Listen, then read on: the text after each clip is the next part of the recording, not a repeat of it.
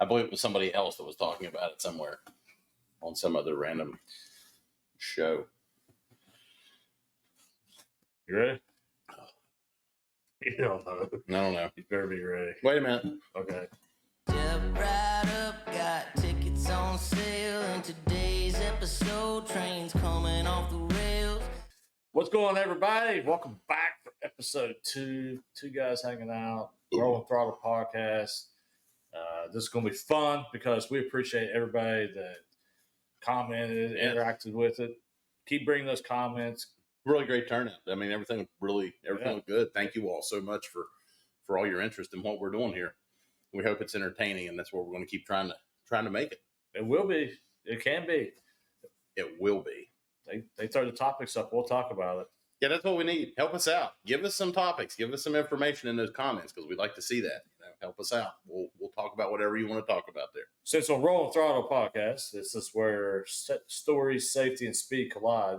Let's start out with our safety message for today. What you got for us for a safety message today? Today's safety message. I'd like to just put it back out there. On the way to Lexington, I was driving through a snowstorm.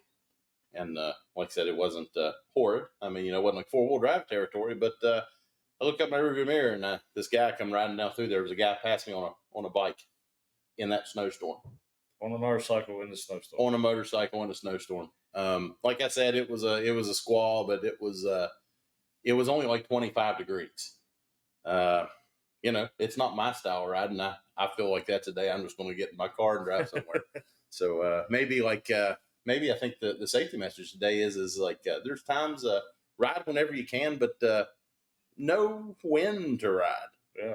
Take a look at the weather. Look out ahead of you.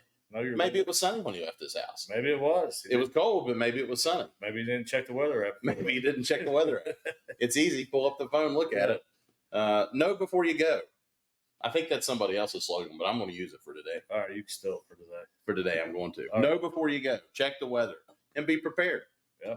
Be prepared. Make sure you got plenty of clothes. A snowsuit, chains, things like that you normally put on your motorcycle, obviously. But I think that's a good safety message today. Whether it's summertime, whether it's wintertime, whenever you choose to ride, make sure you check the weather, not just for where you are, check the weather where you're going. Yeah. 3 hours from here, it might be raining. 2 hours the other direction, it could be snowing. This is the state of West Virginia. We can experience all 4 seasons in the same day. That's very true. Yes. I don't know. You just kind of lost me in chains. I'm sitting there thinking about putting chains. Studs.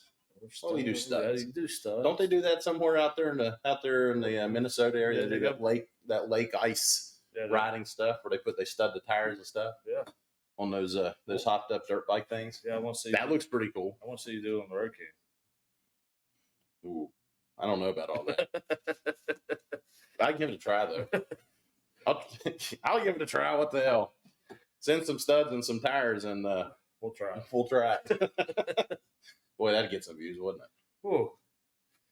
I would. Oh man. I mean, I'd do it, but as long as it's your motorcycle, not mine. Wait a minute. We're going to use mine. We did say we're going to use mine. Yeah, we did say we're going to use yours. My bad. Yeah. Yeah. So, all right. Safety message. That's awesome. People got a kick out of last week's safety message because I didn't kind of put it out there that was me. So they got to listen to your whole safety message, and then it was me. Well, it was you. But it's okay, And, one of the cool things I think that saved us and all that was, number one, we talked about that, proper chaining of your trailer, making sure your brakes and all your safety equipment work on the trailer. Yep. And one of the big things I think that prevented a lot of damage that helped us out was the Fastway flip jack that was down on the bottom of it. It was. Won't you tell them? Let's go ahead and tell them about that. Well, we'll do a little promo here for this. Like I said, I'm not endorsed by these people in any way, shape, or form. Kind of goes back to what we talked about in the last episode about paid endorsements and stuff. It's like an honest endorsement's one that somebody doesn't pay to get. Yeah. I'll endorse it because 80 mile an hour. Yeah, it helped. Great, excellent product. We'll shoot this little promo here and throw in there and let people look at it and see. All right. Well, here you go. There you go. So in episode 1, we talked a little bit about the safety of trailers.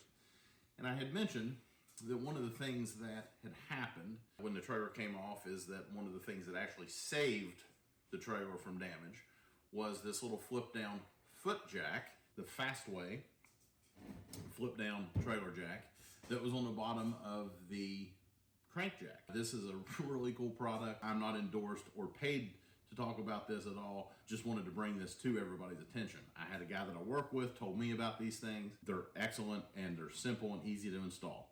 You put this on the bottom of your jack, you crank your jack down. It comes in two sizes. I believe it comes in a 6-inch, which is what this one is, and it comes in a 4-inch. Those right there will save you so much time in moving your jack up and down on your trailer. Plus it has a nice big foot pad on the bottom of it, keeps it sinking in your yard. You need to check it out. We've got a video here to show you how it works and operates. Very simple product, very worthwhile product. I can't say enough about it. Truthfully, it probably was one of the key parts that with that trailer coming off of that truck, one of the key things that actually saved us from a lot of damage to that trailer. The chains did their part, everything else worked, but this right here, this kept everything from bottoming out. These are available on Amazon. Go check it out. We'll throw a link in there or something like that to help you all, guide you to it. But if you got trailers, for all you guys out there with box trailers, flat trailers, whatever trailer you got, I would highly recommend putting one of these on there. You're going to love it. It's going to save you all kinds of time. That is our shameless product promo for this week. Thank you all. All right. So what's up next on the list here? You know, there's so much cool stuff out there you can to talk about. There really is. Well, one of the things that got brought up to a person that contacted you, and it's an excellent topic because we're getting into that season. The riding season's coming up, and people that normally haven't done it want to get into it. Right. I'm seeing more people come in every day, so a great topic would be purchasing a motorcycle. Oh yes, that is a good one. I mean, it seems so simple, but there is a lot to it. Well, I mean, me and you look at it different because we've rode for years, and you know, I don't think about it like I already know what kind of type of bike I want to ride. You know, right? So if you've never done it before, how do you know? How do you really know? Exactly. You know, because it's not like maybe not everybody that wants to get into this, maybe not everybody out there has a friend that rides or has people. It's like, hey, you know what? I like that. You know, there's nothing wrong with being that lone rider, but where do you begin? What to start? Well, you hit it on the head. Figure out what type of riding you want to do. Correct. Because, you know, you don't want to go buy something like you ride if you're thinking about going off-road, on-road. Right. Adventure riding. Adventure bikes. Yeah, that motorcycle's not going to fit. No. Or, you know what I mean? Right. So think about what type of riding you want to do. Do you want to just cruise? Do you want to do long trips? Or are you just wanting to get into it, you know, rip around town? Just right. You're a beginner rider. So. Yeah. Do you think you want to be like a sport bike rider? You know, something like that. I mean, there's so many bikes out there, and there's so many great manufacturers that have honestly so many products. You know, so and the cool. And if I had to tell anybody something, if you don't know 100% if you're going to like doing motorcycling in general, I would probably tell somebody look in the used market. You know what I mean? You're going to feel a whole lot worse if you went and spent $15,000-$20,000 on a bike that you hate to ride, than if you went and spent $4,000 or $5,000 on a used bike and said, "Hey, you know what? I really like this. Now I feel like I can sell this, and I'm going to step up. I'm going to go find what you want to do." That's what I did. That's how I started. The first bike I ever had was a 500 Ninja. Yes, I looked like a polar bear riding a tricycle, to say the least. But it got me into it. I had a friend that had it. Needed some cash quick, you know what I mean? Bought it off of him. Bike hadn't run several years. Took it apart, redid the carbs, all that stuff on it. And, you know, it was a unique experience to start on, to say the least. But that's a typical story I hear. All of us have started. Sure. We didn't start on these high dollar bikes. Oh Lord. We all found something because it goes into our next thing, I believe, is budget. Ooh, yeah, budget's a big one. How much can you afford? Exactly. How much do you want to invest in your hobby that you don't know if you will or will not like yet? Well, hang on. When it comes to budget, I think a lot of people don't think about there's a difference between affording it and enjoying it. I agree with that. It is two different things. Because you can afford to make that payment, but can you actually go out and enjoy it? That's true. Maybe you can afford to make a payment on a $30,000 bike, but what if you hate it? Right. Ain't gonna do you no good. Or you make the payment, you don't have any extra cash to actually go out and ride around. Yeah, that's no doubt. So there's a difference between owning it and enjoying it. So budget to me is a big thing. It happens all the time. More than what you think, especially if you're new into this, more than what you think. I'll have customers come in, and we'll start out here. And the more I talk to them, I'm like, whoa. Next thing we end up here, not because don't look at a bike because it's less expensive as it's less of a motorcycle. Correct. It's a different bike. It's a different bike. That's exactly right. I don't think a lot of people don't understand that. You know, people that ride, we know it. Right. But people that have never been in it, they're not. You're right. That's something that I don't think is very well communicated out there. There's probably a lot of dealerships that don't really communicate it too. Well, I always do to my customers. You know, yeah, we're over here looking at this $30,000 motorcycle. Right. But the more I talk to you, the more that this $6,000-$7,000 motorcycle you'll enjoy it more than you would that $30,000 motorcycle. Right. True. So budget's a big thing. Yeah. So figure out what type of riding you want to do, because that's going to send you in the direction of what style of motorcycle to look at. True. And then you figure out your budget. Yep. So then that helps you just start narrowing the field down even more. Yep. So what would you think would be another good? I think you touch on the key points there. You know what I mean? It's like what style of riding. But I think one thing to bring up is just like we kind of touched on a little bit, is that if you've never done it, you don't know what style riding is. Educate yourself. Podcasts. These are a great way to learn things. Just throwing that out there. YouTube videos, social media. There's all kinds of resources out there for people who are interested in the riding community or in riding just in general, or whatever sport or activity you're in. There's so much out there for people, and just do your research. You know what I mean? And you might look at it, and like I said, it's one of those things where you look at it and say, hey, I really want to be that guy. You know, I want to be that guy on that adventure bike. I like that. You know, I like that idea of doing it. And then you might put your leg over an adventure bike some point in time and go, ooh, this Pan America is not for me. I don't feel comfortable here. Right. But that's also not a beginner's bike. And there's different nuts, as you said. It's not price point. It's the type of motorcycle. Right. If you've never ridden before, something like that's going to be kind of a daunting bike to kind of ride. Well, another good place I can go to, there's all kinds of different social media groups, Facebook groups, Yes. Discords, chat groups. You know, they go there and pick people's brain. But let me warn you, don't take everything to heart, because True. It can get deep real quick. Just because you heard it on the internet doesn't always make it true. Right. Type or style, Budget, research. So when you get it down to that point, this is where the demo part comes in. Oh, hold on a minute. I think there's also something else one thing you need to factor in when you're, shopping for a motorcycle. Are you single, or do you have a wife or a girlfriend? That's going to be a big thing too, because that's going to be all determined on what kind of bike you're going to ride. I can promise you this right here. If she gets on that bike and hates it, you're going to be miserable every time you want to go ride. You will. I am absolutely 100% blessed. My fiance absolutely loves to ride. You know what I mean? And her first riding adventure was at Bike Week in Myrtle a couple years back, and champed it out all week long. Who was at Bike Week at Myrtle a couple years ago? Who was there? Queen Hooligan. Yeah. That's when she lost her purse on the front of her. Oh, yeah, that's right. I forgot about that. Wow. Yeah. Because who doesn't strap things to the front forks? Jesus.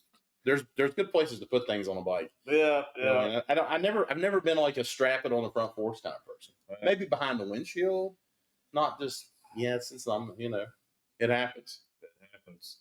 But he is right. If your significant other person, if they're not going to enjoy it, I'm not going to say it's always bad, but it's a lot more fun when they're enjoying it too. It's a hobby to do together. Sure. I mean, like you're lucky you have a woman that wants to ride with you. Yes.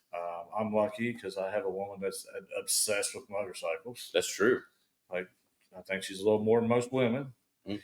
So, but This would be true.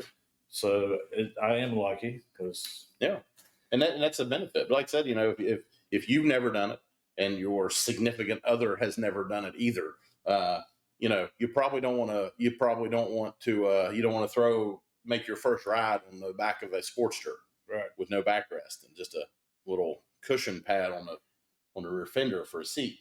They're going to hate it. But that goes also into they probably need to learn to ride a little bit before they also decide to put them on it, because they can take a risk of scaring that person to death. Now that's 100% true, and I think that brings us to another good, very valid point on riding. And one thing I would emphasize with anybody out there, if you've never rode and you don't know, take a rider safety course. There's so many of them that are offered. Yep.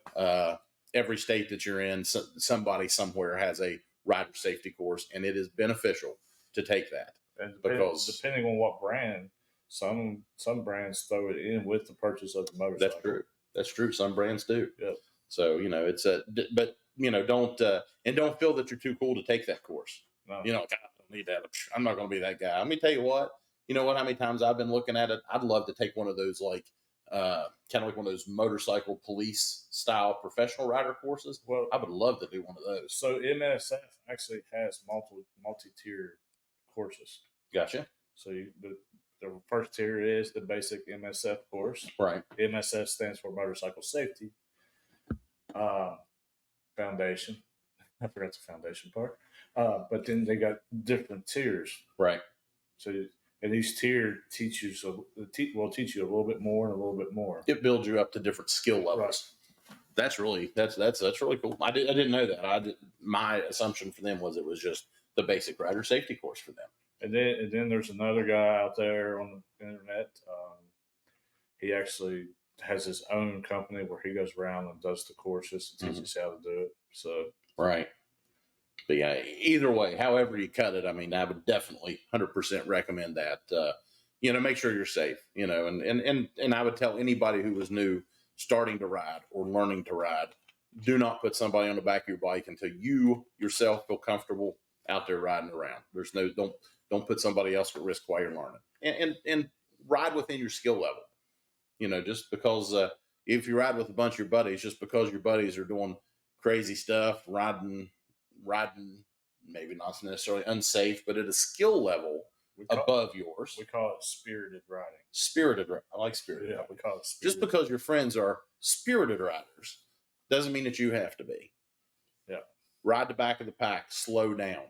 Take your time, because you're never going to learn nothing if you run into a guardrail. No. You'll learn not to do it again. But pretty much. It's rough. It's like any type of power sport. There's a million horror stories out there about it. You know what I mean? And you're getting another thing between. It's another factor being what they purchase, what they're doing is correct. Maybe they got friends and there's a group of people and they're going to join them. So, as well as I do, that kind of dictates. Yeah. People kind of run together. All my friends ride touring bikes. I want to ride a touring bike. Right. Then you throw a leg over an 800-pound bike and you're like, ooh, wow, this is a lot. Yeah. Work your way up. Stay within your skill levels. Like I said, start out slow. They make bikes every day. You can sell it and buy another one. It's pretty easy to do. Yeah. They make it easy to get a bike. And a lot of us have been through a lot of the motorcycles before we got to, because that's another thing when you're getting into it, you don't know anything. You don't know what you like or how you like to ride. So you will go through multiple motorcycles, a lot of different equipment. Yes. And then finally, over the years, you'll know exactly what you like and everything, what equipment, what bike, how you like to ride. It's just one of those things, man. You just got to get time in the saddle. It's a big thing. Yeah, that's time is the best teacher. Like I said, can't emphasize it. Start out slow, ride your skill level, and take your time, because you'll learn it. You'll figure out where you fit in. All the rest of it comes later, but you got to get there first. You crawl before you walk. Oh yeah, unless you're like me and I just throw Crystal on a high-powered motorcycle and said, "Figure it out." Well, she figured it. She figured it out. She figured it out on day 3. Too much throttle, put it upside down in the ditch. Well, I wish we had video of that. Do you have video of that? Did you video any of that when that happened? You know what the bad thing was? Is I literally just turned off the camera and went in the house. The camera was on the handlebar Right. when she did that last loop when she flipped it Oh upside. man, I really wish we had. I really did too. You still have the tank. I still got the You tank. still got the tank. Still got It's the a nice tank. wall hanger. Yeah. Want to bring that one out and show everybody one day. So yeah, that's the thing. It's like, it's, if you want to ride, if you're thinking about riding, educate yourself first, and if you once you get to that point, and then as far as what you want to ride is going to be determined on where your skill level is. Talk to people. If you got a friend that rides, talk to them. And everybody that's in this community is probably going to be more than willing to give you any advice or recommendations that they would have. I'm not going to. How I want to say this properly. I'm not going to discourage somebody away from a high dollar motorcycle, but I do not recommend it For a first bike. for a first motorcycle. Oh, 100% agree Because with you're that. going to have scratches, dents, and dings. It's just a natural progression. I wouldn't buy my 16-year-old kid the first day he starts out driving. I don't want him. I'm not going to go buy him an $80,000 pickup truck to drive around in. Right. I don't drive an $80,000 pickup truck. So But what we're just saying is you're going to drive. you're going to beat it up. Yeah. There's going to be some. There's going to be some. There's going to be some wear. Yeah. So Some creative cosmetics. So don't get embarrassed when that happens. Oh no. Because we've all been through it. Yeah, we might rise you a little bit, but we've all been there.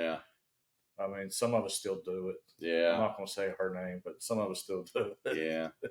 I'll tell you one. A few years back, ironically, it was also at the Myrtle Beach Bike Week. Ooh, that one seems. I see a pattern going here. Yeah, I was out riding around, and I was up the coast. And I'll be honest with you, at this point, I can't remember exactly where I was at. Was on the bike and got in a sandy parking lot, which it was like a hard packed sand. There were cars parked there. I mean, it wasn't like beach sand, except for when you come around the back, like kind of like a curve. And as I come around the side of that curve, next thing I notice is I was going straight, and the bike was just kind of mushing out underneath of me. Yeah. There was no saving it at that point. It was just kind of hold on for the ride. I was going slow, and there was no damage, just more damage to my pride than was anything else. And the 30 or 40 people that were standing in the parking lot, the witnesses, that was the damage was all pride, and a little bit of sand, and it's a little bit of sand in your shoes. But outside of that, it was, that was fun. So everybody's done. Well, at least you didn't kamikaze it to a sandbar. Well, I didn't do that. No, that's true. I did not. It was, and then just step off the motorcycle and look at your significant other and say, "Oh, you can get that." It's like, I can't get that out of there. Good luck. Oh my gosh, I didn't know that. That sounds terrible. Yeah, we were riding up A1A. Yeah. And she wanted to take a picture because you know how we run comps and stuff. Yeah. She wanted to take a picture. So we're going up through there, and I'm like, I can see sand's too deep, sand's too deep, sand's too deep. Yeah. Oh, her ADD kicked in. She was tired of it, and she just dove it off the road, buried it to the axles, and stepped off and of just stepped off of it like a gangster. Well, I mean, the good thing about it, sand is very forgiving at moderate speeds. Yeah. It is. If I had to wreck somewhere, I would say that probably sand. I'd rather wreck one. Soft sand. Yeah. It's way more forgiving to the bike. That's for sure. It's in. I think it is in our A1A video. You'll check that out. You'll have to check that out. Dig. We'll see if we can find some footage of that. I'm pretty sure that's in the A1A video. We're gonna have to find that footage. Yeah. Put it out there because that would be great. And she's just laughing, and I'm yelling at her. Oh, I tell you what, that's an exciting story. Oh my gosh, I got so many of those. Oh man. So, we're the whole point about buying a new motorcycle. We're talking about that to help them is also helping the next generation of riders. Agree with that. And it's funny that you bring that up. My son was just out here just not 30 minutes ago talking about this same thing. Actually, it was a subject that he brought up, and he brought it up, because the truth is like, why are we doing this? Why do we do this? We do this to throw out some entertainment for everybody out there, to throw out maybe a little bit of information, a little bit of education, however you want to put it. Right. But at the end of the day, it'd be cool if we could reach that younger audience. Both of my sons are teenagers, and I had after the first podcast, I had them both watch it because I wanted to get that informational side of things on it. Because I wanted to see from a younger generation, how did they respond to it? What did they like? Right. And I'll be honest with you, I was pretty pleased because they thought it was really cool. It was really informative, and they really liked it. But my son today brought up to that point. He's like, it's like where's the next generation after you all? You know what I mean? It's kind of a scary thing because it's like you don't see a lot of kids today really digging deep into the motorcycle culture and community. You see more people in the probably the 30s to the 40s, but I don't see kids in their 20s as much. Well, what do you see from from the perspective in a dealership? Well, in a dealership, no. On the streets where we go and do different things, yes. Okay. All right. But in the same time, what I see is our generation is kind of also the problem. Because we're not as many of us are taking those young guys under our wing and encouraging them. You know what I mean? Oh yeah. No, you're probably right. I see a lot of people complaining, all these idiots. Yeah, the younger generation's out there doing the wheelie. What do you think we were doing when we were doing that at that age? The difference of it is like we didn't have the social media and the video when we were our age. Oh, true. God forbid that we recorded all the stuff that we did when we were kids. I say that all the time. Thank God. Let me rephrase that. Thank God that there weren't as many cameras around back then. Yeah. Well, I'm just saying we did it. All right. I just laugh. I'm like, yeah, I remember doing that stupid stuff. Sad thing is, a lot of it I still do, even at my age. I tell my kids that all the time. Don't think that you invented something new because whatever it is you think that you're doing, I've already done it. Right. And it was done a generation before me too, so I didn't invent it either. But in the other sense, and I don't want to get too deep in this, but I will say this. Another problem is some brands are actually pushing out that generation because it's an untenable object. Because they don't have the money. Right. That's a terrible thing. Like if anything else, if I was big brand motorcycle company, whoever you are, right. whatever genre, whatever manufacturer you have out there, that would be the next. All right. Well, welcome back. Welcome back. A little technical difficulties here, but as I was saying, I'm going to yell at the producer. I'm going to yell at the production staff back there. Oh, wait a minute. There isn't one. There's just us. Just two old guys. Just two old guys in the garage. In the garage. Well, what I was saying is some brands are pricing themselves out of that younger generation. It's true. So it goes back why you see a lot of younger generations on certain types of motorcycles, older motorcycles. Right. And then what we see is how do I want to put this? What we see is they're kind of getting snubbed. And I don't see it as much as everything event. I don't see it as much as I do at rallies, motorcycle rallies. Right. Motorcycle rallies, I see it a lot. I got you. These guys come in on these big high dollar motorcycles, and you see the kid that came in. Yeah, it's not a big high dollar motorcycle, but it's still that same brand type of motorcycle. Right. I got you. So don't snub the kid. Encourage the kid. Well, sure. Talk to the kid. Because at some point in time, I don't care if you're that. You're right. If you're that guy that rides in on that stretched out road glide with a 36-inch front wheel on it, guess what? Somewhere around the way, you're right. You started out on that Honda too. Yep. Somewhere around the way, or maybe you started out on an old Softail that was 15, 16 years old. Right. Yeah, 100%. I agree with that. Yeah, you want to encourage them. Keep working hard. Because that's what this industry needs. And I think that's one thing I feel that you're right. Economics, right. In general, are tough for all of us nowadays. I mean, dear God, it's like, I drive a truck that's got 163,000 miles on it. Somewhere around the way, I'm going to have to buy a new truck. My God, for me to buy the same truck I'm driving right now is like $78,000, $80,000.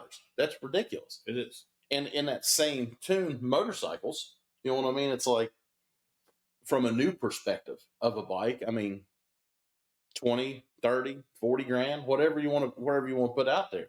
And even maybe in the low side, let's say you could find something in the 15 to 20 grand in new. And I'm like I said, I'm just talking new. And I just had this happen this week. We had a younger kid come in. Sure. All right. And he had a good budget. Yeah. Right. I'm like, oh man, we can get you on a really nice motorcycle. He's coming up from the sport bike world. Right. Like, man, we can get you on a really nice motorcycle. Sure. But then he started naming off everything he wanted. Well, that always adds up. Well, that's the motorcycle he wanted to buy. Like, Right. He didn't want to build. He wanted to find this motorcycle. One and done. One and done. Sign the papers, drive it home. Right. And, It's there. You can find it. Well, I'm in that industry, so right in my head, I'm like, yeah, Right. because, I built bikes. I got mine that's built out. I have an understanding how much this stuff costs. Yeah. And I was being very respectful and polite, and he just kept getting just on and on and on and on. And finally, I just had to look at him like, dude, you want a $60,000 motorcycle for $20,000, and it don't work. It don't work like that. Unless you want to buy the $20,000 motorcycle, and then you want to spend the next couple of years or so, or whenever your budget allows, building that a piece at a time. Well, that's why I explained to him. That's usually what happens. Yeah. You pay for it up front, or you can spread it out and do it yourself. Right. I mean, it just depends on how it is, but that's a tough. I mean, no, and that's the thing. It's like, I think, just like you were saying too, there's a lot of times that dealerships and stuff, they see somebody that's in their 20s walk in, hey, maybe this kid does good. Maybe he's got a good job. He's got good credit. He can get the money. You know what I mean? But they don't want to invest the time because they just assume that he's a young kid and he don't have it. Right. They judge that book before they ever opened it up. And that's a terrible thing. So it sways people off of wanting to get into an industry.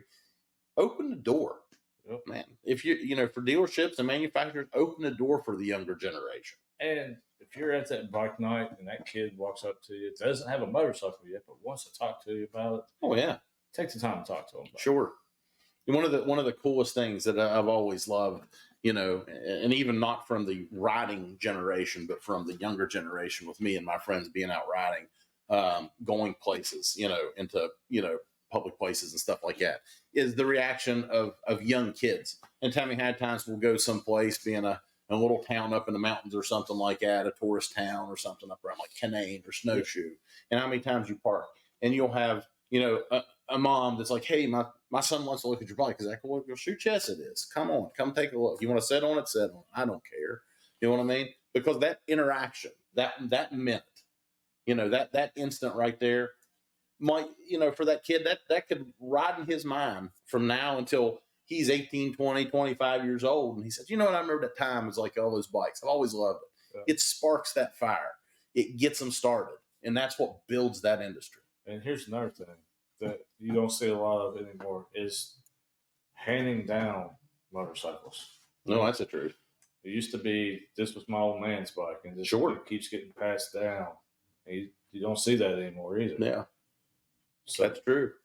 That bike's sitting right over there. I've had it for years. I won't sell it. It doesn't have a price tag on it. I know. I've tried to get you to. Yeah, it's just not going to. It's just not going to happen. You know. It's not. There's a million Road Kings out there. Yeah. I'm not saying it's like the most special Road King in the world, but to me it is.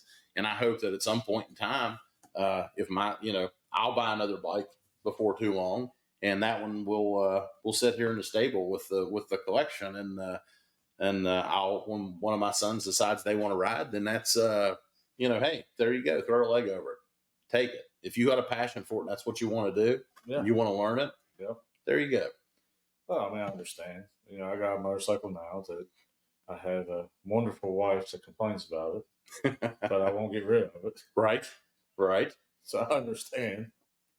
But I feel like maybe motorcycles are things like tools and guns. You can never have too many of them. You really can't. We can. If I could fill this, I'd love to fill this garage up with motorcycles.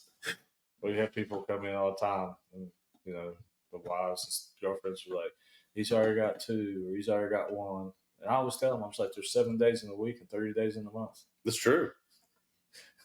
That is exactly. There's a lot of truth to that. It's like, hey, you want to buy 4 more? Buy 4 more. We'll take it out there. Yeah. You got to have all kinds of different types of bikes. You got to have like you're bumping around town bike. You got to have your touring bike. Probably ought to throw an adventure bike in there too if that's what you like to do.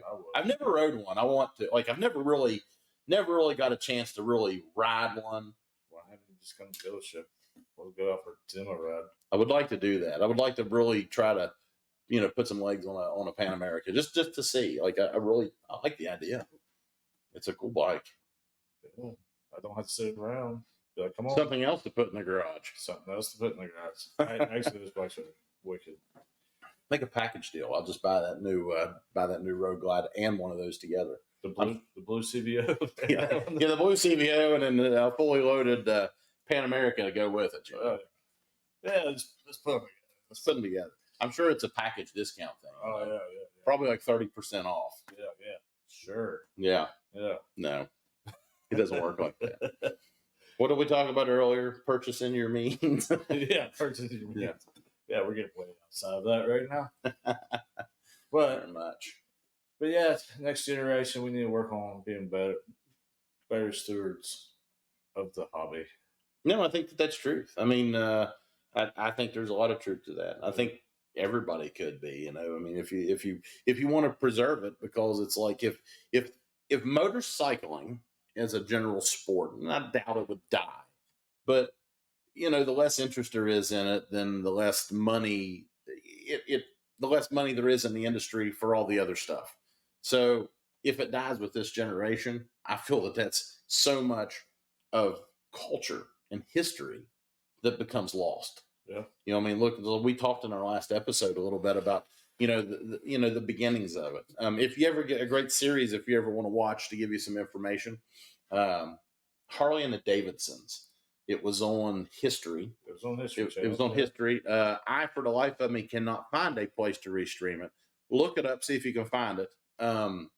It's an excellent dive back into the history of Harley Davidson, back into the early days, day one forward. I thought it was a good series. But you're getting to another thing that I've had a lot of discussions with people. We're talking about the culture and generations and passing traditions. Sure. And that goes to another. I might get on my soapbox this time, but it goes back to another thing I've been preaching about for a while, is people that is coming in to the hobby. Mm-hmm. It'd be I shouldn't say appreciative, but it'd be a lot of respect if they learned the history of the hobby. Sure. Because then they would understand, oh man, that's an idiotic tradition.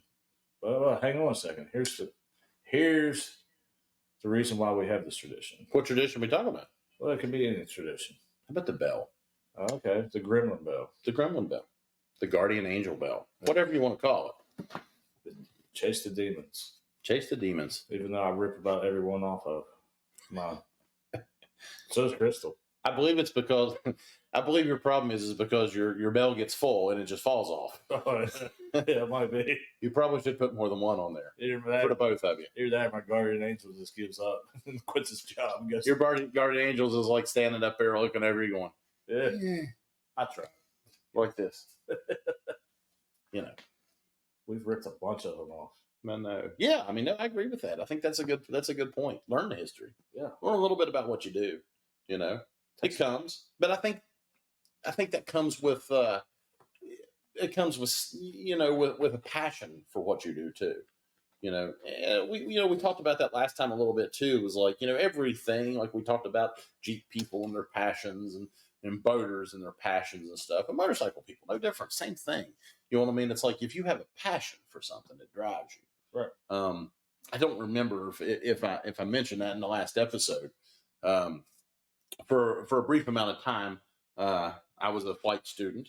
I was working on getting my pilot's license, and a good friend of mine, I had an airplane for a little bit of time, and we were training and flying and stuff like that around. And we were at the local airport here, got an opportunity to go talk to. We were talking to a guy who's in a hangar, a few hangars down from us, and this guy builds carbon aircraft parts. And you look around his shop, and as I said, forgive me, I can't remember if we talked about it or not, No. but it was it was really cool looking around. It was like looking over in a corner of a shop, like he had this old pipe frame, bubblegum welded looking aircraft frame sitting over there. You know what I mean? He was telling me a story about, it was one of the first planes he ever built. He built it and flew it from West Virginia all the way out to Wisconsin for big AOPA flying out there. And, it was really cool. But he told me something that really kind of stuck with me. He said, whatever it is that you have in your life, whatever it is that you do, whether that's, I think he used reference to like whether it's, classic cars or whatever hobby it is, whether it's fishing, it doesn't matter. Maybe it's rock collecting. When you have a passion for something, it binds you to it. And I think that there's a lot to that. Like, it makes you want to learn more about whatever it is that you're involved in. If you have a passion for motorcycles, you'll learn the history because you want to. Not because you need to, Right. but because you want to. Well, I get it. Yeah. I mean, it's true because, I was briefed by motorcycles. True. I will be on a motorcycle more than I'm in a car. Yes. So. But we talked about this too. It's like, there's a difference in riders too. Yeah. Me and you both represent definitively two different types of riders here. You know what I mean? And our common ground between us is motorcycles. You know what I mean? At the end of the day, we're friends, but the common part of this is motorcycles. Yeah. We talked about the silent majority of riders and stuff out there. And you know what? Yeah, I'm sure there's probably all kinds of guys out there. They want to ride. Excuse me. They want to ride. They go out and they buy that bike. You know what I mean? And you know what? Maybe it does spend more time probably sitting in the garage. You know what I mean? A day here, a day there, work schedules. We've talked about that stuff. But do you feel like that makes them any less passionate about it? Because they had to have some passion to go invest that money to do it. I don't think it makes them any less passionate. I think the problem comes is when those people try to push their way on top of the people like myself that live and breathe this stuff. Right. I'm not pushing that you need to be die hard and do all this stuff. Sure. So when you go to an event and you act like a certain way towards people, then it gets under our skin. Well, there's a respectful right. There's a respect thing that's in there. Right. You know what I mean? It is. Like I said, your side of that is a completely, stands to a completely different. And I think that's something too. And I think that might be something that people need to kind of bear that in mind. Is it's like anything you do. Deep grained, embedded people in a culture. You know what I mean? They're within, no matter what it is.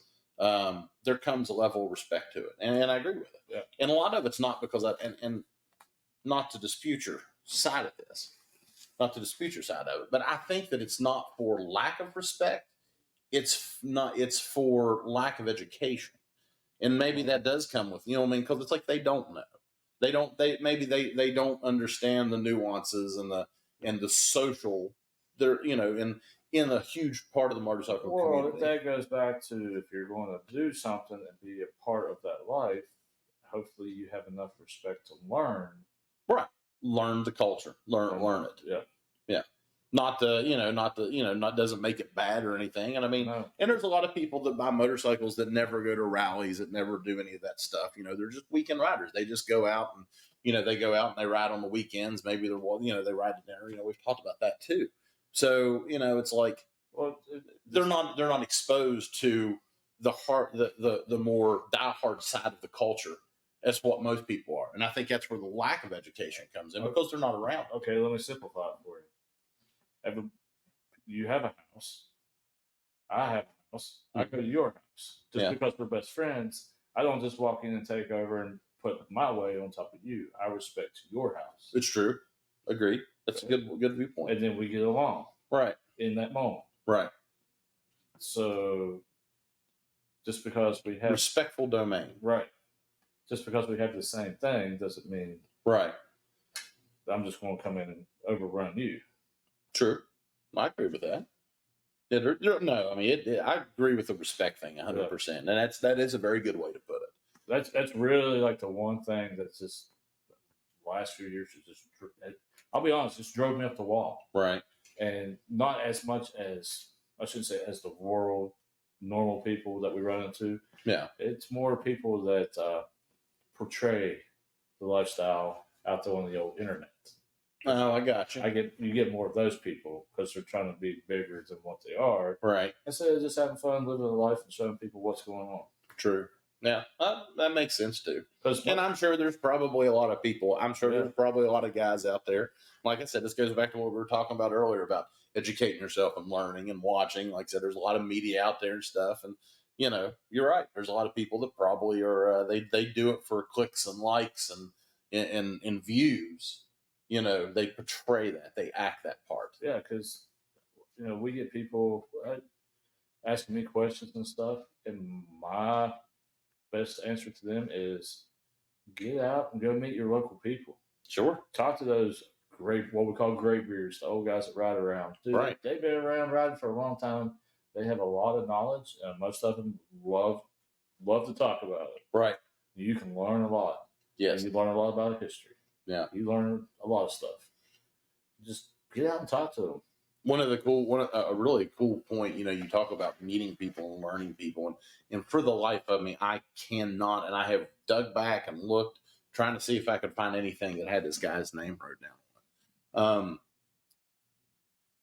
Roughly know the area that he lives in. I was renting a house for actually Myrtle Bike Week, and I was staying up in North Carolina, a little piece out of the main Myrtle area, and just time it was what I could find, and I was sitting over, came up, and I went out there to go somewhere or something like that. I started the bike up, and I came back, and this big old burly guy come walking across the backyard, and I was like, oh, God, he's probably mad at me because I made too much noise or something. But he wasn't. It was totally cool. He walks in. He's like, hey, man, what's up, man? He said, that sounds like a 96 running straight through duels on it right there. And I was like, yes, it is. So I got to talking to this guy. This guy was... like I said, the kid thing kills me is I don't remember his name because he told me his name, and I became so, just so entranced in the stories that he started talking about. This guy had been he was a big guy in the motorcycle world from all the way from the 60s all the way up into the 70s and the 80s. What's that big race, that thing that they used to do where they used to ride from Miami to all the way up to like Anchorage? Was it the Hoop-to-Coo? It was some big, like, maybe that's what it is. For the Hoop-to-Coo to Hay, something like that. But, this guy right here, like, he ran it. And he was one of the 5 people that actually finished that race. Yeah. And, like, even we walked over to his place. It was behind the place I was renting. Just a little house, nothing fancy. Had him a shed out back, opened it up. And, I bet there was 25 motorcycles in there from all the way from, panheads and iron heads. And everything from probably like the 50s all the way up to the 90s in there. It was unreal. And he would show me, he's like, well, this bike right here, he said, I got 29,000 miles on this one. And he said, I rode from California to New York and back on that one and da-da-da-da-da. Started going to show me his trailer. Yeah. Like he had this trailer that he built to do the Miami to Anchorage run for tires. Like it was literally looked like a 4x8 trailer with a bike lift on it to be able to change tires and do in-road stuff. But just that guy right there, so much information, so much. That's the guys I like to see because they've gotten to witness the transformation. Oh yeah, yes, they've seen it since the beginning, from what it was, where it started, where it's where it's going. Not just motorcycles, but the country culture, the culture, everybody's culture, the history of it, right? And it was just for the life of me, I could drive to this guy's house right now. But I cannot for the life of me remember what his name is. Next time I'm in that area, I'm going to have to stop by there. Well, I feel lucky that you remember my name. Who are you again? That's what I thought. Yeah. What's my name? Captain. It's in the portrait. Right? It's in the portrait. If anybody ever wondered where the name the Captain originally came from, it came from this.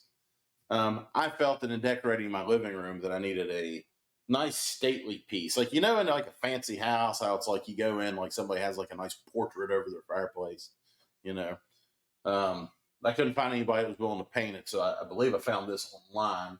I believe it was a online company called MakeMeRoyal.com, I believe, and I ordered this wonderful piece right here. Me as an admiral. Yes. And some days when I go out on my boat, I put on my big hat, stand on the front of my boat, and I try to reenact this photo. I just laughed because it was one of those trips we were in, and we come over and we just walk in and that's just sitting on the mantle. Well, yeah. Where else you going to put it? You know, it was a great pice. You know, it was either that or be a king, and I just felt that one was. It just looked really cool. Well, it kind of fits you a little better too. You know? It does. It was more. It's like, and I like it too because it makes me look thinner. Yeah, unlike the camera from the last episode.